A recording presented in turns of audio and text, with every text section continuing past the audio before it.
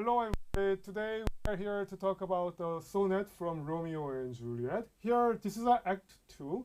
So here in Romeo and Juliet, they met in the Capulet masquerade, fell in love with each other, and discovered the fact that they belong to the enemy families. So both Romeo and Juliet quite disappointed about this fact. And here our chorus explains the situation, what is to come in the further stage. And today, in order to talk about sonnet here, I invited Jongwan here with us. Thank you, Jongwan, for coming.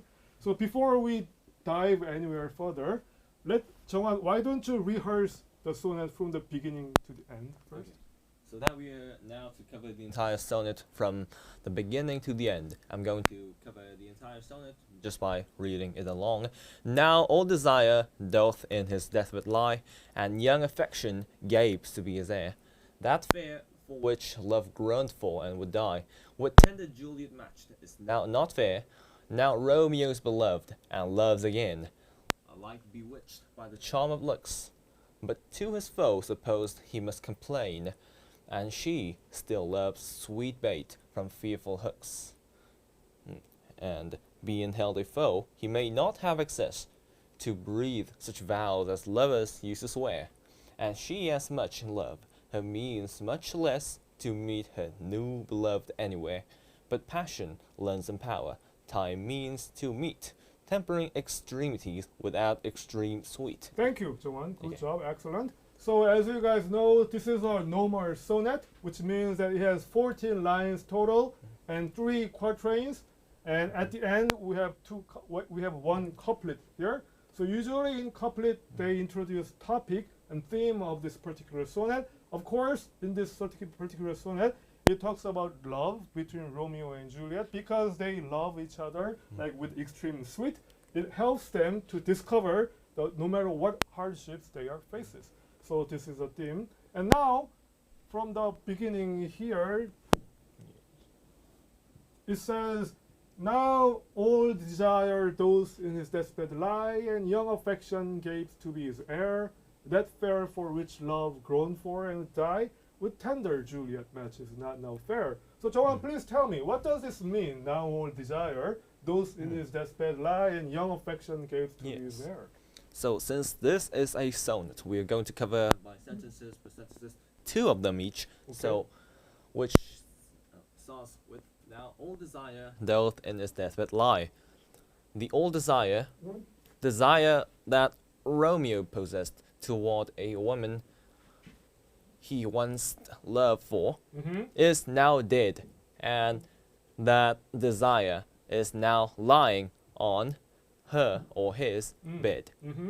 And the young affection, the newly raised, fresh, new affection is now gaping. Wow. Gaping to be his heir. So the old desire is dead, and the young affection here is now gaping, is surprised to be the new, like the target of the love. And what we can actually observe here is that Shakespeare is using some kind of a personification. This is just by means that in Korean this is called 의인화. Okay. And we all know the fact that the desire or affections, those are emotions. Those cannot possess the feelings or the emotions that the humans do. But Shakespeare tried to use the personification right here just to mean that the desire is lying on the bed as if it is a dead corpse. And the young affection, of course, is an emotion. However, Shakespeare just mentioned that it gapes as if a human does to be his heir. So maybe like here we can say old desire refers to Rosalind. That's and true. Young affection desire refers to Juliet. Okay, moving on. That fair for which love groaned for and would die, with tender Juliet match is not now fair. What does this mean, Joan? So we have to analyze the sentence and break it down as simple as possible. So if we try to do this, we can actually extract the S, O, V, whatever that is. So we are able to get and obtain the actual sentence. The smallest amount of it, fair, is not fair. Sorry for interruption, Jonan. I guess we need a correction here. I guess you switched. That's true. Right? I made a mistake. It's okay. I No apologize for problem. that. Okay. Okay. SOV is usually for Koreans, are they? Mhm. Okay. Yes. However, anyways, Mhm. that fair is referring to Rosaline. Right. Rosaline is the one who Romeo would have actually died for Mm. as well. Not to mention the fact that his love was groaning for, like he was gooning so hard to Rosaline that he would actually die for her, is now not a consideration. Right. Now, since Romeo met with tender Juliet, the Mhm. tender means like the soft, mild, so with tender Juliet he has been matched with. Mm. They are destined. They are loving each other. Mhm. And the Rosaline, who was his old affection, the old fair, Mhm. is now not so seeming fair as usual. Mm. So the fair Rosaline is now gone. She Mhm. is now not fair. Mhm. Only the Juliet, who was tender and fair at the Mhm. same time, Mhm. is now his only consideration. Mhm. So Hort, before we go on any Yeah. further, so during the class, for the groaned, I explained it means like wanted Yes. or desired.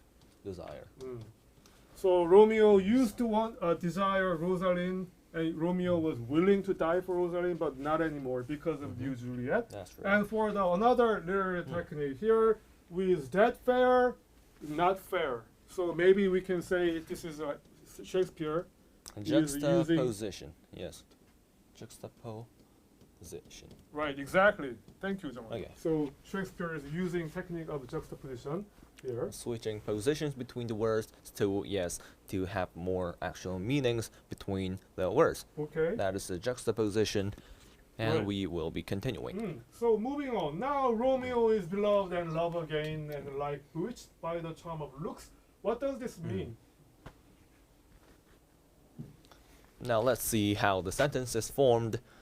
This sentence contains two love vocabularies, Okay. which is one beloved and second loves. So Romeo here is being loved by someone else at the same time Uh-huh. loves another person. Yes. You know who the person is, right? Of course, it's Juliet. Yes, Okay. of course. Romeo and Juliet, they love each other. They're like, this is not a one-way love as the Romeo did with Rosaline, Exactly. but this is a two-way love between Romeo and Juliet. Yes. And like bewitched by the charm of looks. We have to actually analyze this vocabulary, bewitched. Okay.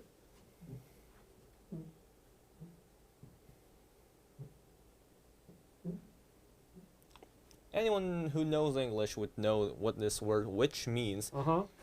There's this sorcerer who uses dark magic to possess people's minds, aren't they? Mm-hmm. So the reason Shakespeare used the word bewitched right here is that the love is so strong as if a witch has used a magic. Wow. Yes.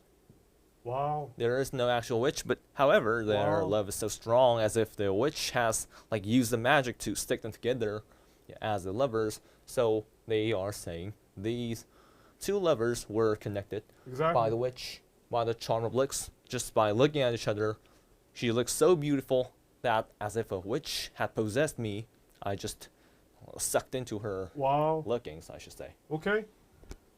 So, but to his foes, suppose he must complain, and she still loves sweet bait from fearful hooks. So, what does this mean? All right.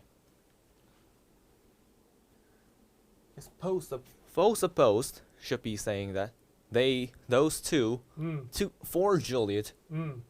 Romeo is supposed to be his enemy. Mm. However, Mm.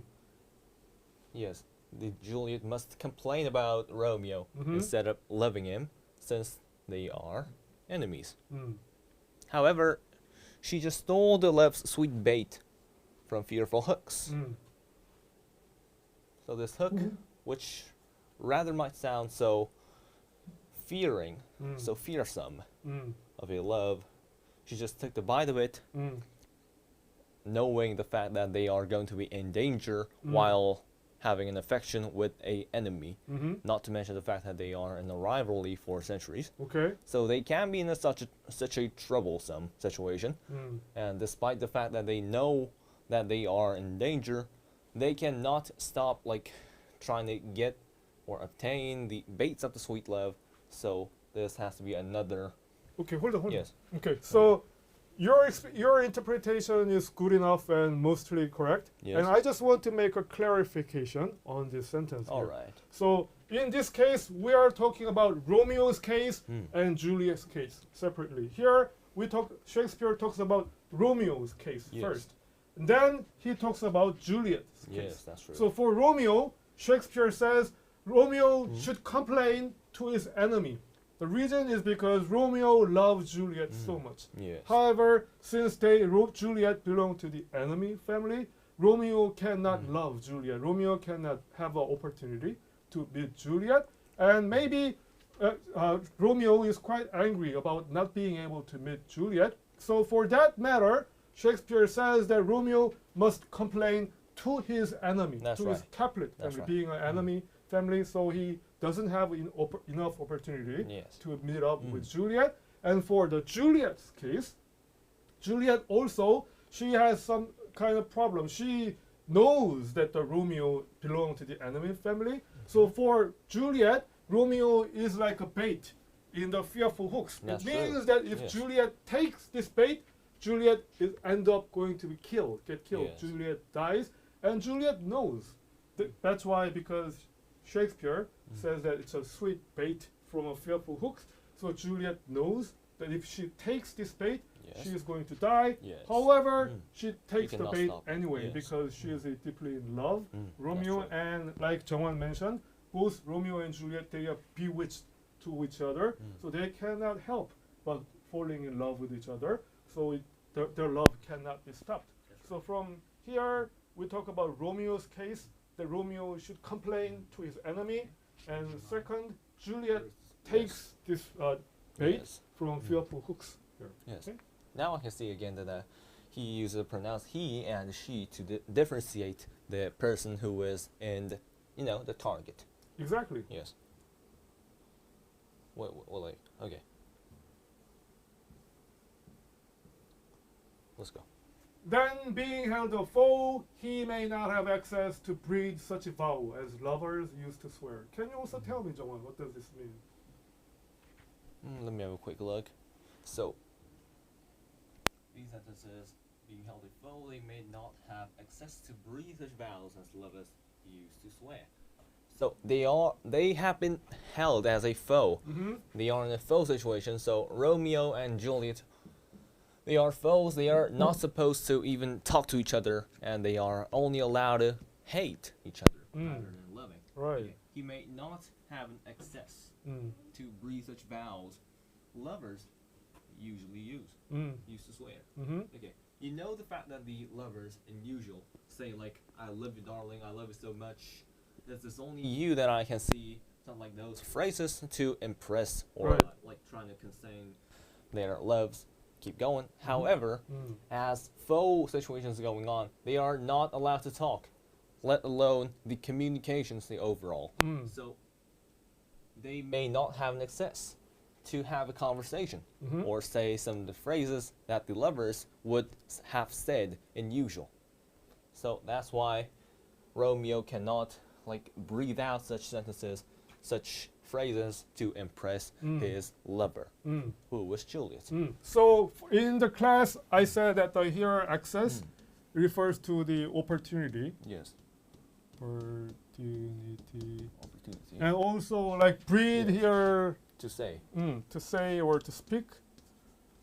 And vow here means promise. Phrases. Yes. Promises, phrases, the Right. words. So simply Yes. put, we can say Romeo may not have any opportunity to speak about the loving promise as Yes. other lovers used to promise all the time. Okay, good. And moving on. And she, as much in love, she means much less to meet her new beloved anywhere. So can you tell me what this means, Jungwon, please? All right. As much as the Romeo is in love, Juliet does have the same amount of love So as Romeo has a truly huge affection toward Juliet, she also has a same amount of love toward Exactly. Romeo. Yes. And her means much less to meet her new beloved anywhere. She is having such a same trouble of not being able to meet, let alone to talking to each other. The Romeo, his beloved lover, anywhere else, just because they are enemies of the houses. And yes, that can be mentioned like that. Okay. And here also Yes. access and means, they have a similar Yes. meaning, like opportunity. Cognitive. Right. Okay. And here, in terms of language, here, we can say that Juliet, she may not have her opportunity, much less to meet her new beloved anywhere. So That's true. she also, Juliet does not have enough opportunity to meet Romeo as well, although right. she is deeply in love with Romeo. Okay. Yeah. As long as, yes, like, as far as Romeo is not able to speak such phrases, like the Juliet is not able to communicate with her lover anymore. Like, they are in the same situation, they're trapped. Yes. Okay. But passion lends them power. Time means to meet tempering extremities with the extreme sweet. What does this mean, John? These two sentences are the specific in the sonnet's, what do you call it, the end of the sonnet, which Couplet? contains the true meaning of this entire chorus or the Exactly. sonnet, if you say. Yes. So let us analyze this more, like, deeper than the other things. Okay. But the passion, their willingness, their determinations, I should say, their determinations would eventually lend them their powers to meet each other and communicate. And that time means it. Time means as well. The power. This goes to here as well, but the Shakespeare skipped it. The Okay. time means the power as well to meet. The power to meet each other. And the power to meet, and eventually they would meet each other, would cause tempering extremities. That would actually bring up some of the most cruel, or what do you call it, bloody situation, the fatals. So there could be dangers ahead of their ways, which would eventually contain some extreme sweetness, which can be summarized into one word: love. Okay. Yeah. So, can you erase this? Let me just want to clarify the last sentence here. So, like, here we can say lend. Lend. It means give. Give. So love, passion. Passion gives Romeo and Juliet power. Yes. And here, also the same sentence repeats the pattern here. So means also Time gives opportunity meaning. Yes. and access. So time gives them a means. So time gives them, Romeo and Juliet, Chances. opportunity, Okay. chances to meet with each other. And by meeting them, they tempering extremities with the extreme sweet. Since whenever they, Romeo and Juliet, Yes. meet, they are in extreme sweetness That's true. of emotion of love, and that helps them make tempering the extremities. Romeo and Juliet faces extreme hardship That's right. because of their relationship. However, by meeting them, those extreme sweet Yes. tempers. So here, So is that what can be said as the harmful baits, I should say? what do you mean? Clarify. So the tempering extremities means like the chances of getting killed by the bait hooks and the extreme okay. sweet. Yes. Good. That's that. what I'm about to explain. Now here, this is a tempering. Yes. This is a water tap. Right, Yeah. water tap. And it begins from large Yes. and it becomes narrower. So it's what it means, a tempering. Tempering. So whenever Romeo and Juliet, they meet each other, they feel extreme love, extreme sweetness. And that sweetness makes tempering extremities. So they might have a huge hardship, difficulties, but because of their love, hardship becomes tempering extremes. That's right. Okay. So yes, as Jongwan mentioned here, the last couplet works as a theme, and also it foreshadows that in the later stage, Romeo and Juliet, with their love, they will try to overcome some of the hardship that they are facing here. Okay. These actual two words might have the foreshadowings. Yes, they are going to meet eventually. So they are going to meet, face hardships, eventually feeling some of the sweetness, while yes, they are feeling hardships, of course. Okay, so for the last, Jongwon, you have anything to add before we close up our record today?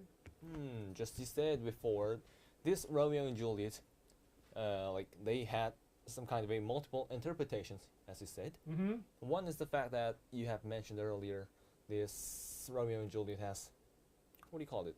The condemnness, or the, what do you call it? Like the Shakespeare was trying to condemn the aristocrats or the kings and their relationship to each other. Okay. Or maybe you said as well, Okay. they are trying to, trying to point out the fact that the children of our ages cannot like have access to certain things as if it is a future job they want or whatever that is. They do not have an access to that. Would you like to explain about it? Well, interesting interpretation. Here, Romeo and Juliet end up dying each other. They face tragedies, and when you think about it, the reason why they end up in tragedy is not their own fault. It's because their parents' fault. The adult and parents, That's true. they are enemies with each other, and they are stopping Romeo and Juliet from loving each other. Romeo and Juliet didn't do anything like anything bad. So just like Jongwon said, like some aristocrats, they like put emphasis on some other values to their children, and some of the children in the aristocratic groups, they suffer from this. So maybe in times of Shakespeare, Shakespeare wants to deliver the message to those higher level classes, to the society, that you need to think about Your some child's different about your emotions, child. Yes. Values. Okay. And again, Jongwon, thanks for coming out for here, and I hope this video will help you to understand this material. Thank you. Bye. Okay. Thank you.